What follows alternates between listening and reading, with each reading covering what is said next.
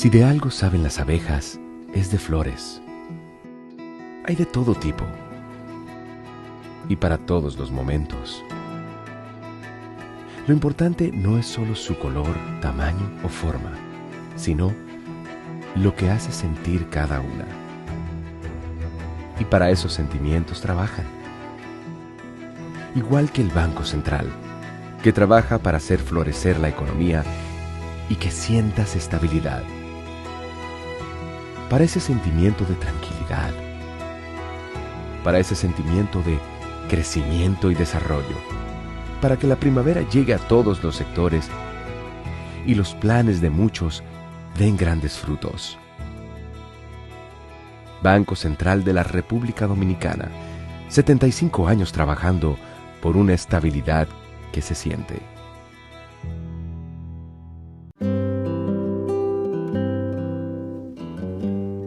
Hoy sé que no pido ni un rayo de sol para verte. No las tengo todas conmigo.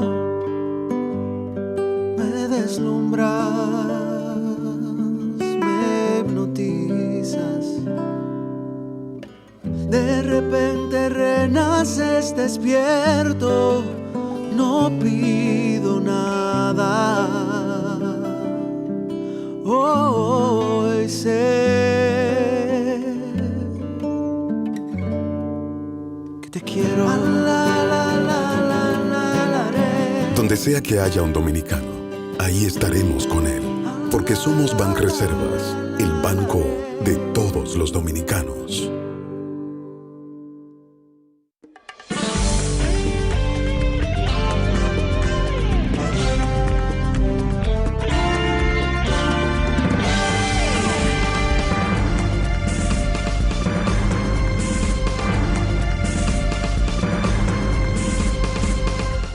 Muy buenas tardes, amables televidentes. Bienvenidos a su cita diaria crepuscular y nocturna en Teleimpacto, que es al final de la tarde despidiendo el sol o comenzando la noche.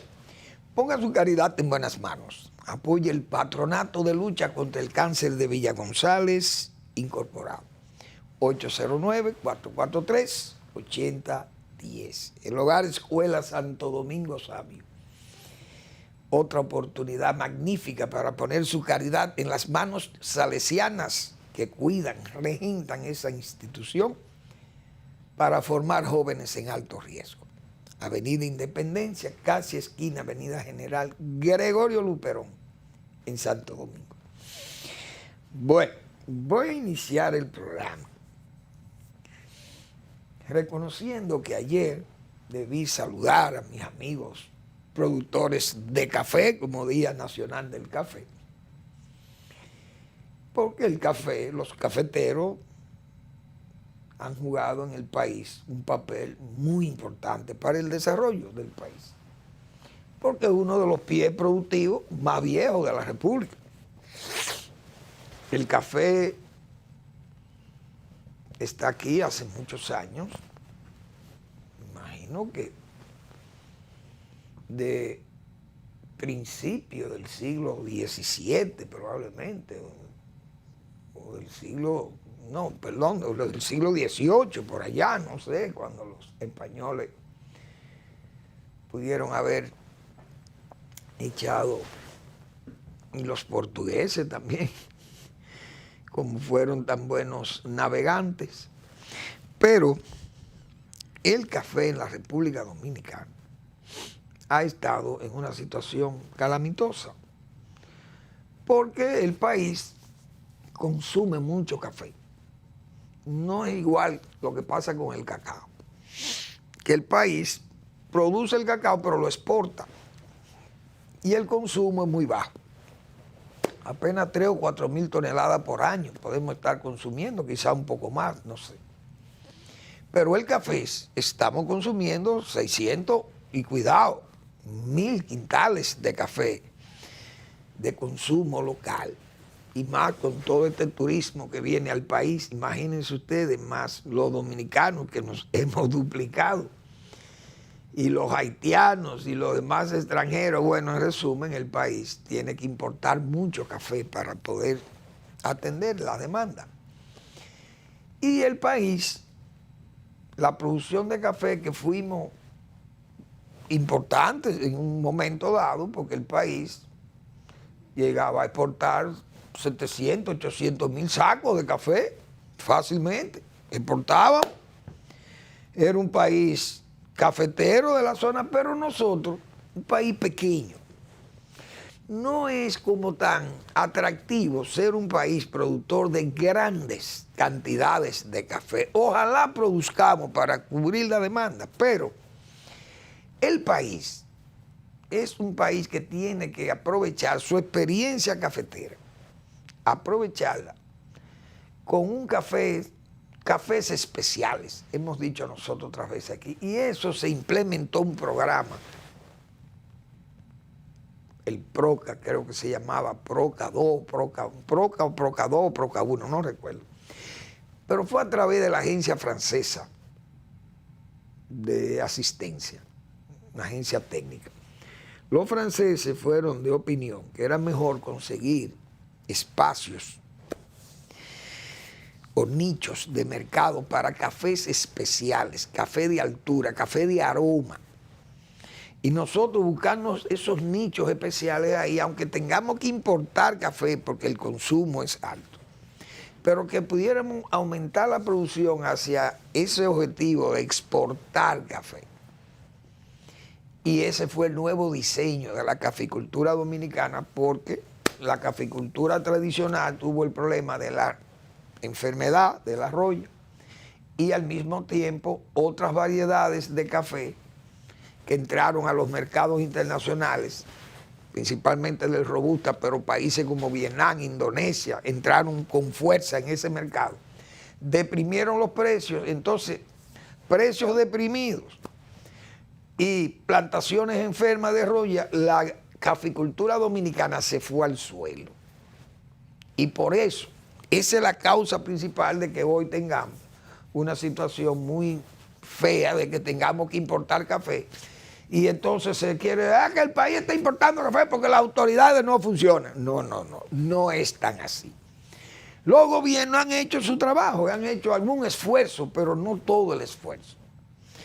Para implementar ese programa del café, se llegó a tener que tomar medidas, por ejemplo, como condonaciones de deudas con los productores, porque estaban muy forzados por la situación de la enfermedad y los precios muy deprimidos.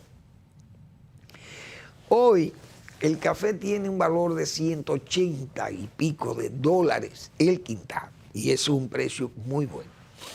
Entonces los cafés arábicos como los nuestros y la cultura cafetera nuestra sirven para nosotros impulsar programas que vayan hacia ahí, porque no hacemos nada con volver a como éramos antes. Ok, se nos puede decir, miren, si nosotros importamos 70 o 60 millones de dólares en café, si lo podemos producir localmente, podemos ahorrarnos ese dinero y es la divisa que va a entrar. Pero si nosotros podemos exportar, duplicar las exportaciones de café que tenemos actualmente, sobre la base de producir un café de aroma, entonces nos iría muy bien, porque estamos ganando un nicho muy importante, como hemos ganado el nicho, por ejemplo, del cacao orgánico. Somos líderes en el mundo en cacao orgánico. Pero eso podemos lograr también conseguir un buen café de aroma, y ya también aquellas cataduras de café que se hicieron aquí con la colaboración de los japoneses. Yo me acuerdo que fueron especializando el aroma del café y ese sabor especial del café. Su inconfundible aroma que tiene el café dominicano. Entonces nos hace producir más café de ese tipo y ganar mercado, y producimos más divisas. Entonces, hemos visto que las autoridades nacionales hablan, bueno, que se incrementan las exportaciones. Claro, pues son los precios, no es por la cantidad, es los precios. Al subir el precio vamos a generar más divisas, pero no es por ahí, no es solamente que estemos anclados por el precio, que el precio es atractivo, pero el precio puede bajar y estabilizarse en un nivel que necesitemos producir más. Nosotros lo que tenemos que producir más café para que más gente entre al producto, entre al ingreso que genera, y la actividad económica va a generar riqueza en el campo. Me parece una idea que si el gobierno puede, para estimular a los productores, primero las deudas que tienen, buscarle una forma de condonar parte de esa deuda que tienen ellos de ese programa PRO. Eso se puede lograr. El gobierno puede hacer una concesión de ese tipo. Pero yo creo que la mejor concesión sería una tasa preferencial. No sé, porque ya eso hay que consultarlo con las autoridades monetarias, principalmente el Banco Central. El país tiene muchos años ya trabajando con sus tasas abiertas, la tasa de cambio, de divisa. Y el dólar se maneja en el mercado. La cantidad de divisa estabiliza el precio del dólar y el cambio incluso. Hay tantos dólares que se ha fortalecido el peso dominicano en más de un 2%, dice el Banco Central. Entonces yo creo que una política pública podría ser esa, la de que a los cafeteros que se dediquen a la exportación de café, café de altura, café de aroma, que ese exportador tenga un nivel de cambio asegurado por las autoridades mayor que el cambio actual del dólar. Es decir, si el dólar está a 55 pesos por dólar, que el exportador de café se le diga, mire, te vamos a pagar un 30% por encima de esa tasa. Y en vez de 55 te vamos a dar 75 pesos dominicanos por cada dólar de café exportado, bajo esa condición de café especial.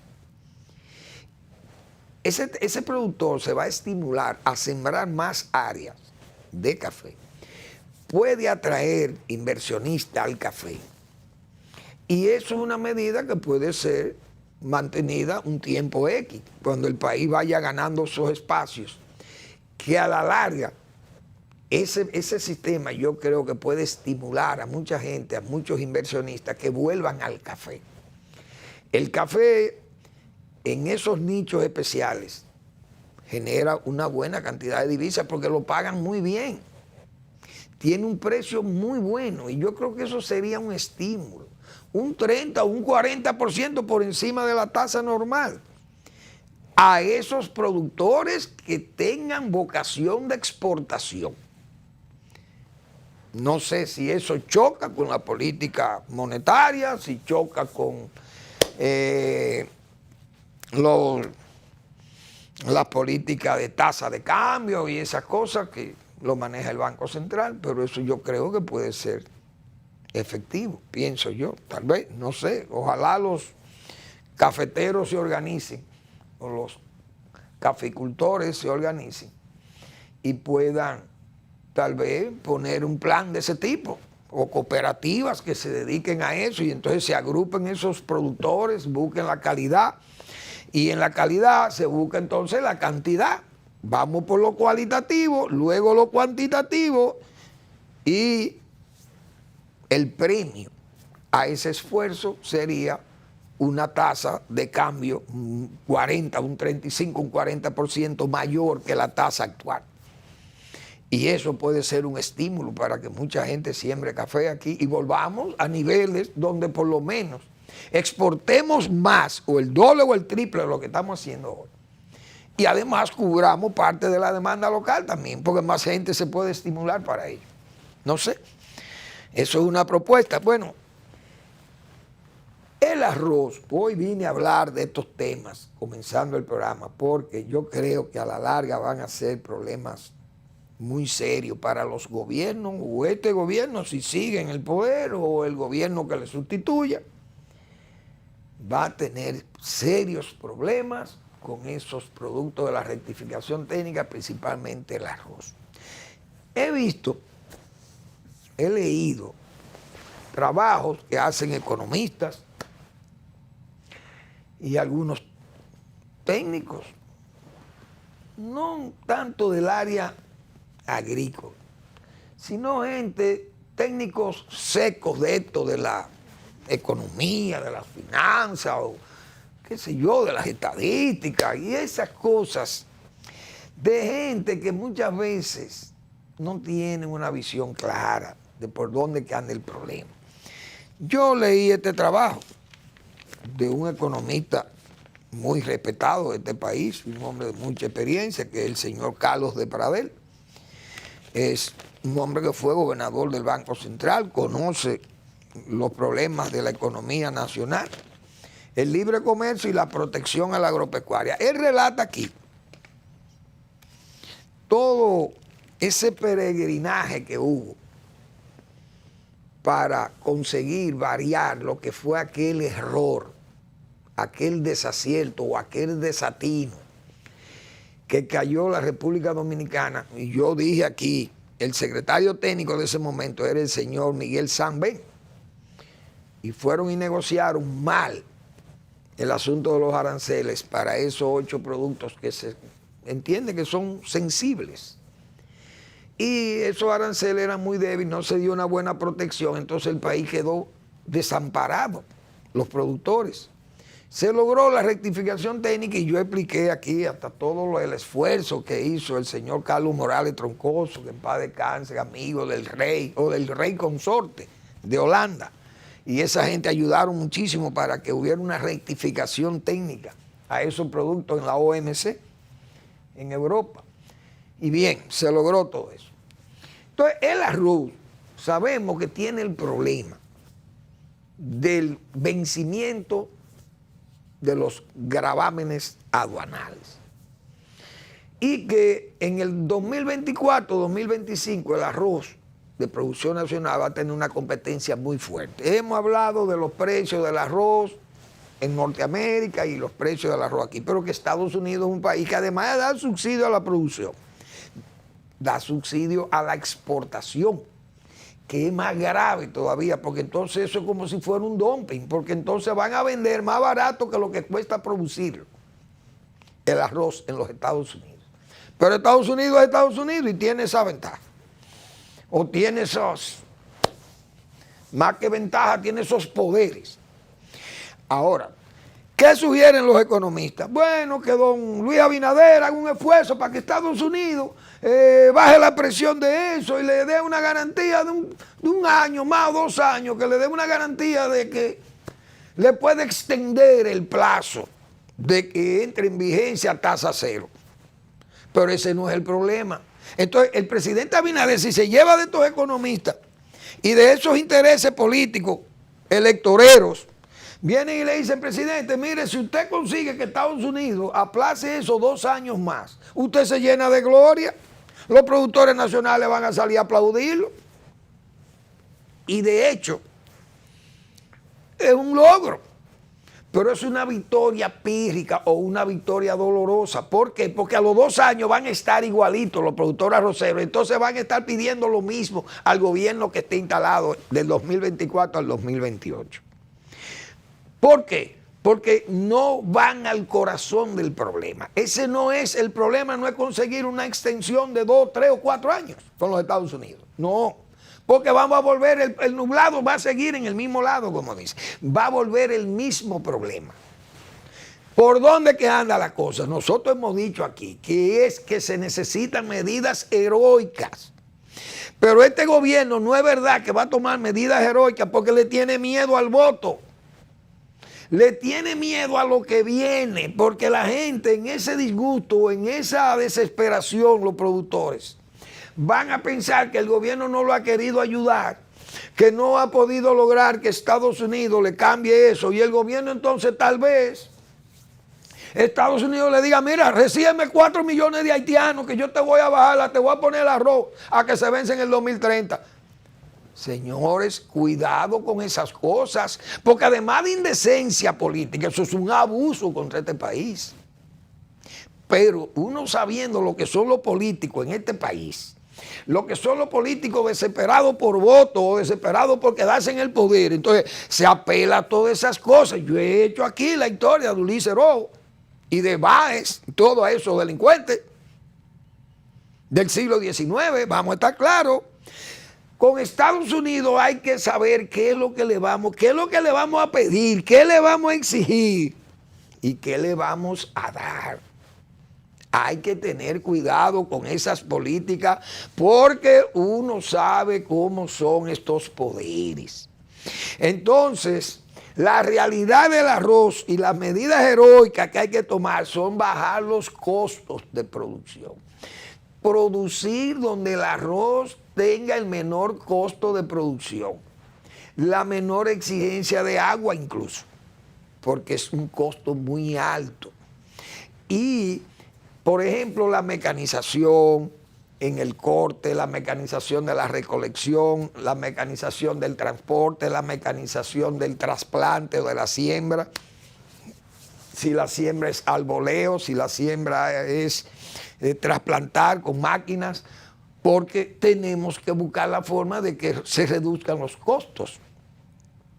Los terrenos que estén adecuados para arroz, tener una buena, qué sé yo, una buena zonificación del cultivo. Pero el gobierno está dispuesto a tomar medidas heroicas como esa.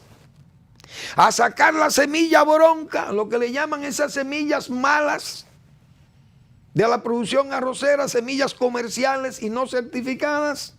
Entonces nosotros tenemos que ir hacia esa producción tecnológicamente posible y zonalmente posible para poder ser competitivos.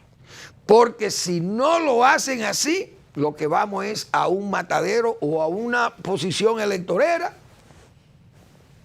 de conseguir un aplazamiento, y eso es una victoria dolorosa, o repito, tener que ir a la podredumbre o tener que cambiar o llegar al trueque de yo te doy y tú me das. Y eso nosotros no podemos, tenemos que andar, como se dice, con pie de lana. Mucho cuidado. Vamos a la pausa.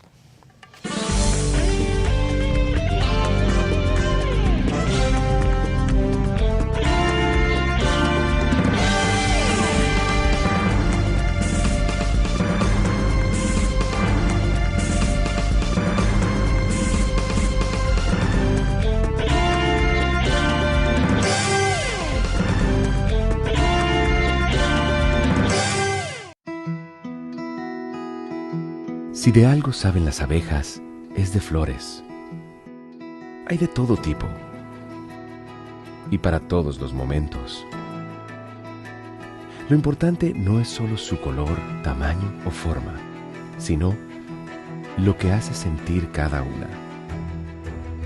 Y para esos sentimientos trabajan.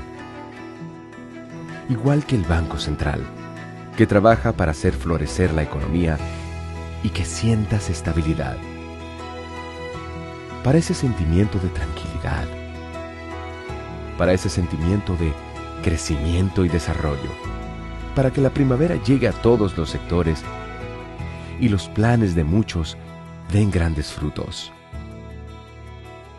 Banco Central de la República Dominicana, 75 años trabajando por una estabilidad que se siente. Para cortar el plátano, gire el plátano 45 grados. Con precaución, haga una incisión en la cara. No. La verdad que a la gente le gusta complicarse. Lo mismo pasa con el banco. Mira, tú tienes Cuchumil Cajero, canales para ti 24/7, subagentes, hasta el colmado de enfrente. ¡Colmado! Una app que ni siquiera el internet te consume. Y aún así, hay gente que se da el viaje para el banco. Oye, no hay que complicarse, que los canales Banreservas están ahí para ti. Cuando quieras. No te compliques y utiliza los canales Banreservas, tu banco fuera del banco. Banreservas, el banco de todos los dominicanos.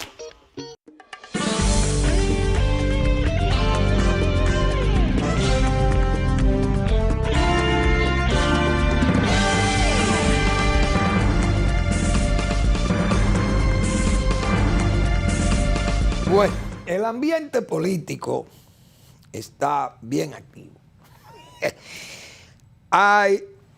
Parece que han habido no unas correcciones, sino unas confesiones de parte del señor Acevedo con el asunto de esta encuesta de Gallup, que ha traído muchísimas respuestas, inquietudes, preguntas, críticas que se le han hecho a los resultados. Pero es Gallup. Y Gallup dio unos números que el gobierno está muy contento, no hay duda. La oposición preocupada y al mismo tiempo casi obligada a la coalición.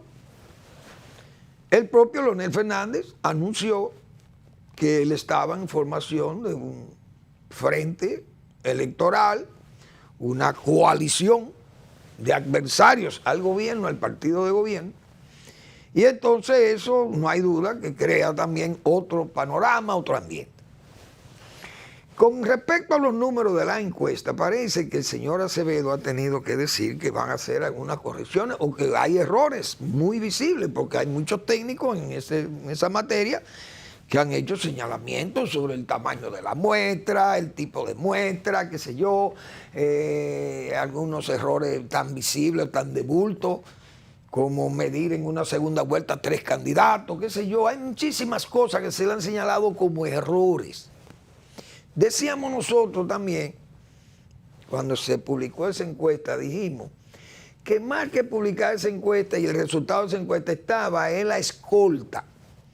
¿Quién escoltaba a Gallup en esta oportunidad? Que no era aquel Pepín o aquellos pelleranos, aquellas familias del Listín o de Hoy, de Rumbo, de Última Hora y esas cosas, que eso eran, diríamos, eso eran acompañantes respetables, que no es esto de ahora. RCC Medro, le llamo yo, porque imagínense, toda la gente que andan ahí comenzaron humildes, pero súper millonarios, he dicho yo aquí, responsablemente. Y que eso no era como una buena garantía para la credibilidad de Gallup, que siempre ha vendido esa credibilidad y que sus números han sido muy aceptado, muy hasta, qué sé yo, aclamado muchas veces. Se pide que Gallup publique. A raíz de publicarse esa encuesta, el propio Leonel Fernández, que es un líder muy importante de la oposición, señaló que no estaba raro que esa encuesta no la publicó Corripio. Y eso ha dejado una impresión de que, bueno, entonces, ¿qué pasó? O sea, ¿por qué Corripio bueno, no vamos a gastar dinero en esto, porque ese dinero que vamos a gastar en esto, eso no deja resultados, porque nosotros perdemos dinero con esto? Bueno, pero que ya la encuesta estaba hecha, aparentemente, porque es que se firma con una compañía para publicarla y ya la encuesta estaba hecha. Entonces, ya cuando usted cambia de un socio así, ¿qué se puede pensar? Bueno, hasta el trabajador de campo de la misma empresa te lo cambian o te lo ponen a que dé un resultado distinto, y quizás el que coteja los datos, los números, que el dueño está ahí y lo revisa, Acevedo y todo bien, y Acevedo, bueno, esos son los datos de campo que le traen. Pero usted sabe si le compran hasta el personal que levanta el trabajo a nivel de campo.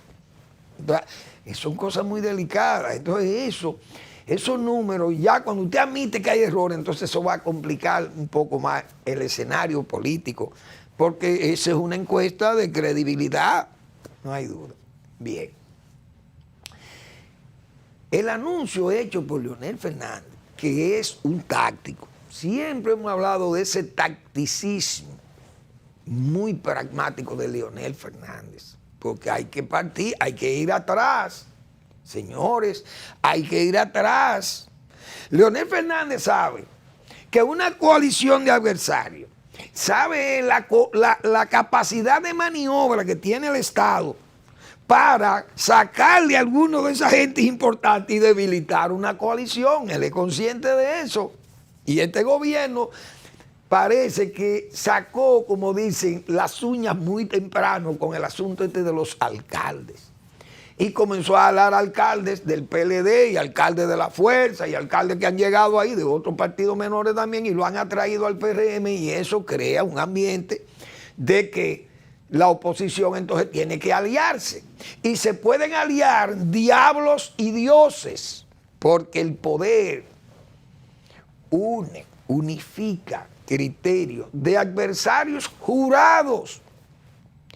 Adversarios históricos pueden llegar a acuerdos cuando ven que el brazo largo del Estado está maniobrando para tratar de debilitar una posible coalición de adversarios. Hasta Maquiavelo da clase de eso. Usted lea a Claude Lefort, que es un tremendo escritor francés. Maquiavelo visto en lo político. Un libro excelente. Pero esas son expresiones, esas son de las reflexiones que se dan ahí de Maquiavelo. Entonces, yo creo que ese esfuerzo que el gobierno ha hecho, primero, ponía en duda los resultados mismos de la encuesta, porque la gente dice, pero si ustedes tienen unos números, era lo que nosotros decíamos, si ustedes tienen unos números tan altos, ¿para qué van a andar atrás de cantidades menores y de gente que usted lo que le va a crear es un avipero a la oposición sin necesidad muy temprano? Pero el gobierno salió a buscar eso, a debilitar la coalición de adversarios. Cuando usted tiene un Estado, repito, que puede maniobrar con esa cosa, usted se coaliga con sus enemigos incluso. Su enemigo usted se convierte casi en amigo circunstancial, y Leonel Fernández es un táctico, repito, ese tacticismo pragmático, Leonel Fernández lo trae ¿desde cuándo? Porque hay que remontar en una pequeña excursión. En el año 2000, en 1996,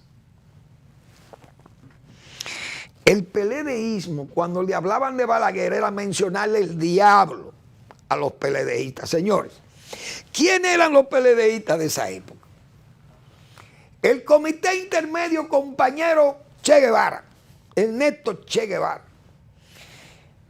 Comité Intermedio Comandante Fidel Castro. Comité Intermedio Máximo Gómez. Comité Intermedio Compañera Celia Sánchez. Oigan bien los nombres de esa gente que yo estoy mencionando. Entonces, el Comité Intermedio Compañero Jochivín. Ese era el PLD, ese era un partido de izquierda. Pensaba como un partido de izquierda, y más que el profesor Bosch hablaba de que él era marxista. Marxista de trabajo, de método de trabajo. Bien, entonces para el PLD, hablarle de una alianza con Balaguer era mencionarle el diablo a los PLDistas. No aún así a los reformistas. ¿Por qué? Porque los reformistas siempre atendíamos a lo que dijera Balaguer. Y Balaguer, que era un mago también de la praxis política, Balaguer vio que su candidato, el licenciado Peinado, no tenía la pegada, que la misma candidata a vicepresidente fue un error político del propio licenciado Jacinto Peinado, que en paz descanse Jacinto, fue una gran persona también. Pero bien, eso trajo como consecuencia que Balaguer pensara en que había que arrimar algún esfuerzo al candidato del PLD, darle fuerza, porque el PLD, el candidato era un mulato, contra el candidato del PRD, que era el doctor Peña Gómez, nigérrimo, y con todo el problema que arrastraba, la situación de que Balaguer se había negado a los campamentos, que la embajada americana entró en un fraude, en un vicio electoral gravísimo, que nadie habla, entre paréntesis, como dije ayer, nadie habla de ese fraude electoral, por parte de los Estados Unidos de Norteamérica vía su embajada y el señor Pastorino. Y crearon hasta participación ciudadana como una especie de rebote ahí para cuando viniera la discusión, entonces apareciera esa institución de la sociedad civil del país denunciando el fraude colosal. Pero el fraude estaba montado en la misma embajada, con la participación abierta y descarada del señor Pastorino. Pero bien, Balaguer sabía y tenía eso guardado, decir, bueno, a mí me sacrificó el poder norteamericano y me sacrificaron ellos apoyando a Peña Gómez. Ahora yo voy a jugar mi carta pragmática. ¿Con quién me voy a unir? Con Juan Bosch. Y surge la idea del pacto patriótico. El pacto patriótico se llamó pacto patriótico porque la patria también estaba en peligro, se decía, por el asunto de el origen de Peña Gómez. La intención de los norteamericanos de establecer campamentos de haitianos en República Dominicana le hace la haitianización del país. Balaguer, ya que le había advertido al país que había un plan de fusión, entonces aparece otro sol nacional que es Juan Bosch. Y Juan Bosch entiende que los americanos tienen un plan de instalar a Peña Gómez aquí y que no se puede permitir eso, que un hombre de origen haitiano vea y gobierne a la República Dominicana. Juan Bosch podía pensar así. Y más, un hombre que tenía también diferencias políticas e ideológicas con José Francisco Peña Gómez abismáticas. Entonces, ¿qué pasó? Vino la alianza. Una alianza que para los reformistas, repito, no nos importaba. Balaguer nos unía al diablo y nosotros nos uníamos al diablo. Pero para los PLDistas eso era unir el aceite y el agua. No era muy difícil que se pudiera dar esa alianza. ¿Por qué? Porque, repito, eran esos los comités intermedios. Compañero Albizu Campos, compañero Celia Sánchez, compañero Ernesto Che Guevara, compañero, qué sé yo, Camilo Cienfuegos, esos los comandantes cubanos. Y Ho Chi Minh, eso eran los intermedios del PLD y una boina. Imagínense ustedes, ese antibalaguerismo que había ahí, pero que además, 4 años antes había habido una guerra entre PLDismo y balaguerismo por el fraude del 90 que alegaba el PLD. Sin embargo, el propósito de salvar la patria, pero de impedir el triunfo de Peña Gómez también y que ganara Leonel Fernández. Entonces, los PLDistas muchos se disgustaron y no aceptaban ese pacto. Pero el pacto se dio y se ganó la presidencia, se evitó la tragedia. Peña Gómez tampoco fue presidente, se derrotó a los americanos, el pacto gana el espacio de patriótico. Y un hecho muy importante de ese pacto fue la presencia de Jaime David Fernández Mirabal. Jaime David es el hijo de una hermana de las heroínas de las Mirabal. Es el candidato a vice de Leonel Fernández. Era una aberración ir de candidato por un partido que en este caso el Partido Reformista era el aliado básico para el PLD ganar las elecciones. Y usted tener que ir a un meeting en la Máximo Gómez con John F. Kennedy. Ese meeting enorme que se hizo ahí de esa alianza roja y morada. Y usted tener que escuchar a Balaguer, que era el presidente de la República cuando mataron las hermanas Mirabal. Es decir, Jaime David tenía la oportunidad de decir, no, yo no voy en ese pacto. Porque ese pacto es una indecencia política. Y nosotros, mi familia, yo no voy a aceptar eso, porque Balaguer era el presidente cuando mataron a mis tías, como presidente títere de Trujillo. Pero no lo pudo decir. ¿Y qué tuvo que hacer? Aceptar a Balaguer. ¿Para qué? Para ser vicepresidente de la República. Y así sucedieron los hechos. Y todos fuimos a ese meeting cuando Joaquín Balaguer dijo, compatriotas, y aquella multitud, señores, de PLDistas y de reformistas y las demás fuerzas que acompañaban esa alianza, esa coalición, vamos a llamarle así, esa coalición, mejor dicho. Eso fue estruendoso, pero garantizó el triunfo del PLD revolucionario y el PLD marxista de Juan Bosch. Vamos a la pausa y seguimos.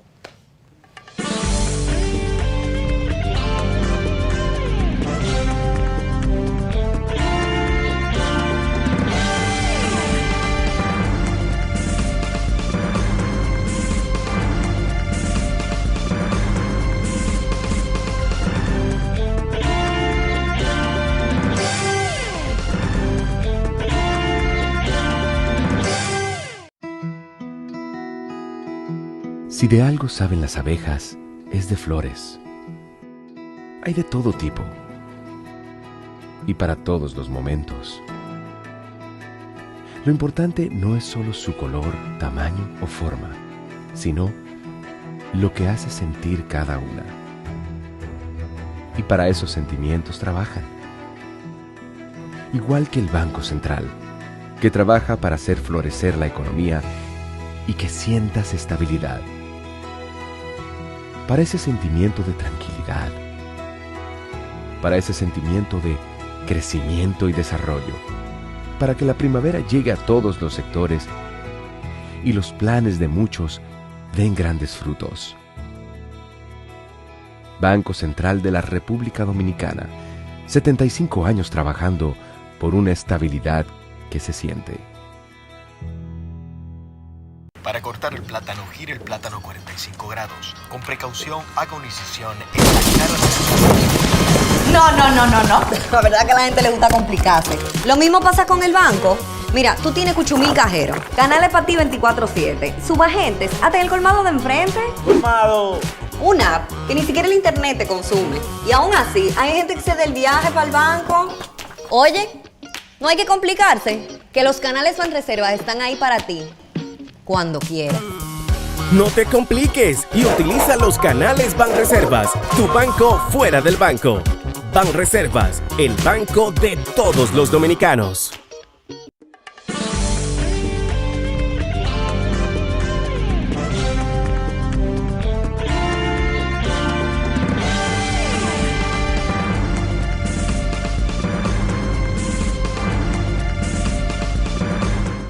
Bueno, hoy no podemos decir resurrezcamos a Balaguer, porque tenemos peligro de la patria también, pero no podemos decir eso. Yo no le puedo ya decir al pueblo dominicano resurrezcamos a Balaguer porque estamos en peligro. Pero tengo que acordarme de Balaguer, que decía Balaguer que en política las decisiones son hijas de las circunstancias. Por eso, Leonel Fernández, que trata de parecerse mucho a Balaguer, le llamo ese tacticismo pragmático de Leonel Fernández. Se puso en evidencia con los hechos que yo narro. Él no era, tal vez. La idea no es de Leonel Fernández. Son ideas mayores de gente de otras latitudes, como dice, o otras dimensiones políticas, que yo me reservo el nombre, pero que son públicos. Y quien ideó ese plan lo ha manifestado públicamente también. Ahora, se dio una circunstancia en el 2020. Leonel Fernández está peleando con otros actores, sus ex compañeros. Y hay que ver lo que se acumuló ahí, con los problemas que se acumularon ahí, que dieron al traste con la unidad de ese partido. Y Leonel Fernández terminó saliendo del PLD.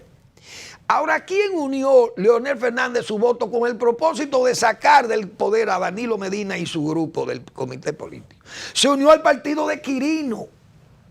Óigase bien, Leonel Fernández se unió al partido de Quirino, Ernesto Paulino, a quien lo utilizó ese grupo para hacer acusaciones gravísimas contra Leonel Fernández. el PRM. Pero más, uno de sus adversarios jurados más crítico y más, ¿cómo se puede llamar también? Más que crítico, más que crítico. Yo diría insultante, como es el caso de Hipólito Mejía. Es al partido de Hipólito Mejía que el insulto le sale contra Leonel Fernández. Y Leonel Fernández unió sus intereses al Partido Revolucionario Moderno. ¿Para qué? Para sacar del poder a su PLD y al mismo tiempo consolidar su partido sobre la base de adquirir posiciones políticas, como de hecho las logró y ahí están presentes. Entonces, ese tacticismo práctico, Leonel Fernández ahora dice, bueno, tenemos que coaligarnos todos los adversarios del gobierno y yo voy a promover esta alianza. Eso fue lo que dijo de su discurso en Santiago y eso trae, no hay duda, porque ahora va, ¿a quién es que quiere atraer? A su antiguo adversario, a lo que logró ayudar para sacarlo del poder. Y hoy están en la oposición y según la encuesta que acaba de publicar Gallup, que es Gallup, la posición del PLD, todo el mundo sabe la situación que está pasando ese partido y su candidato, incluso que es un candidato de menor trayectoria que Leonel Fernández. Leonel Fernández, si hay una alianza de partidos o una coalición de partidos adversarios al gobierno, la tiene que presidir él porque él es el líder mayor. Ahora, eso le va a acercar a sus antiguos adversarios, pero es que la política, las decisiones son hijas de las circunstancias. Y como hemos dicho que con agua tibia no se cocina, porque eso lo sabe todo el mundo aquí, que yo he manejado esa expresión que trajera también de Maximino Canelo, alcalde pedáneo de una comunidad esa de San Cristóbal, recogido por don Mario Rivitini, que en paz descanse don Mario en sus libros de ensayo, de política y otros tópicos, otros temas. Con agua tibia no se cocina. Y Leonel Fernández sabe que con agua tibia no se cocina. Y el que no lucha por lo que quiere, termina aceptando lo que no le gusta. Decía Maximino Canelo, ese alcalde pedáneo, una simple pedanía de ahí de San Cristóbal, pero con una sabiduría extraordinaria. Entonces, hoy Leonel Fernández sabe que necesita el PLD. Y el PLD necesita de Leonel Fernández, si es que están en una situación de pragmatismo político. Ahora, usted sabe que usted no puede hacer compromisos públicos con una gente que esté en justicia, porque sé que están en justicia. Pueden ser incluso absueltos, o pueden cambiarle la medida de coerción antes de las elecciones y esa gente lo mande para su casa, o que se celebre el juicio y que el juez diga que esa gente está libre de pecado. ¿Y qué va a pasar? En resumen, la realidad es que las pruebas están ahí, que son pruebas muy contundentes de corrupción, por eso son los que están en corrupción. Entonces Leonel Fernández dirá, bueno, yo no puedo dejar de que me apoyen, porque si no, entonces yo no soy un político pragmático. Los Fujimori en Perú, por ejemplo, la hija de Fujimori, señores, fue y ha competido 2 veces y termina en photo finish las elecciones. Es decir, esa joven con el rastro que tiene de su padre, o el lastre que arrastra de su padre, del régimen de su padre, es para que esa mujer no compita en Perú. Sin embargo, los adversarios de su padre son los que se han aliado con ella en determinadas circunstancias, y ella ha ido, la Fujimori ha ganado un espacio político, señores, increíble, con un régimen como el de su padre, con un hombre sentenciado a 25 años de cárcel, cumpliéndolo. Entonces hay que ver todas estas cosas, estos escenarios de la política que son difíciles de uno poder admitir, pero el pragmatismo o el tacticismo son cosas que van a pesar mucho. Leonel es un político de raza. Y como Balaguer lo decía, que no tenía enemigos, y sus adversarios políticos de Balaguer, hoy tú eres enemigo de Balaguer y mañana eres el amigo íntimo de Balaguer. Yo he dicho que Leonel Fernández tiene enemigos íntimos, tiene Leonel Fernández. Le he dicho que es el sándalo de la política nacional. Es decir, que perfuma el hacha que le hiere. Ustedes saben los improperios y las cosas que le vocean a Leonel Fernández y le escriben y le dicen de todo. Pero Leonel Fernández ni se inmuta. No se inmuta porque sabe que la política aquí es así. Faltan muchas cosas, muchos eventos, no hay duda de ello, que habrá que escuchar muchas situaciones que se van a presentar. El gobierno no va a estar durmiendo, no es verdad, el gobierno va a estar maniobrando cómo desligar gente de esa alianza que se está promoviendo. Ahí está el PRD, está el PLD, está el Partido Reformista, no sé qué facciones puedan quedar ahí, los partidos menores. Esa coalición sería con un grupo de esa gente. Y entonces Leonel Fernández tiene que hablar, probablemente tenga hasta que salir hablando con Danilo Medina.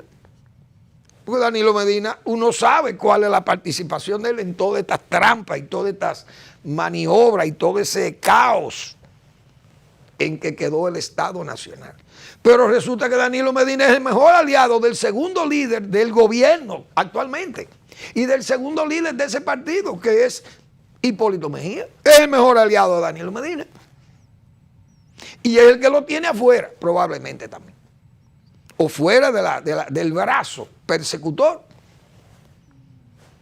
Entonces, esas cosas yo creo que habrá que sopesarlas, porque la política aquí es un problema en este país.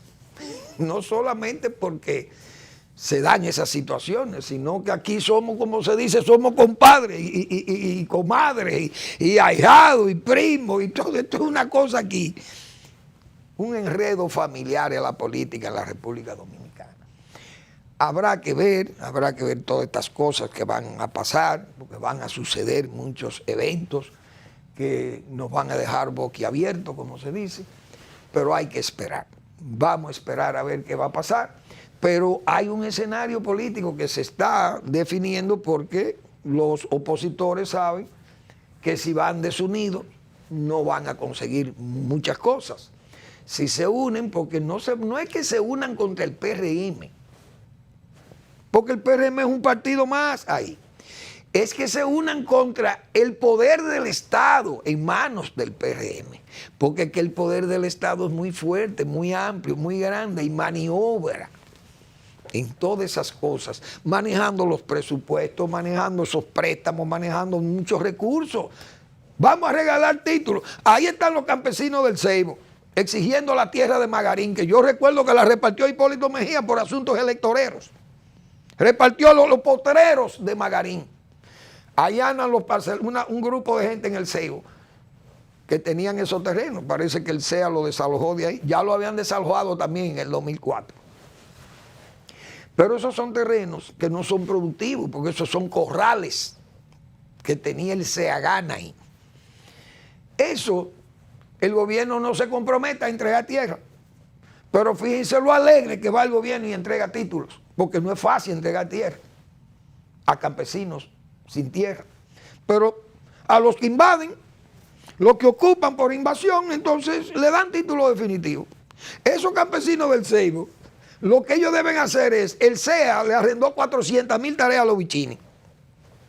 Ahí de Consuelo, Santa Fe, Porvenir y de Quiqueya. Cojan 100,000 de ahí, métanse allá. O Alcoholes Finos, una empresa de San Pedro de Macorís, tiene 30,000 tareas ahí, métanse ahí. Que después le dan título definitivo. Pero ese es el problema. ¿Cómo meterse ahí? ¿Cómo invadir eso? Entonces le lanzan la guardia. Porque así es. No es fácil.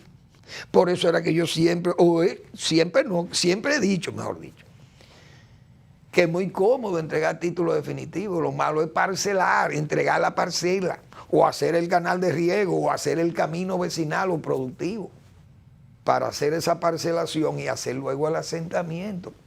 No es fácil. Bueno, hoy es miércoles. Y el doctor Marino Vinicio Castillo publica su blog La Pregunta, que hay que ir a leer a Marino Vinicio Castillo, Revisando Convicciones, parte 2. Le insto a que lean al doctor Marino Vinicio Castillo, que es pedagogía en este país. Gracias por su atención. Nos vemos mañana en otra entrega de Al Final de la Tarde, Despidiendo el Sol o Comenzando la Noche.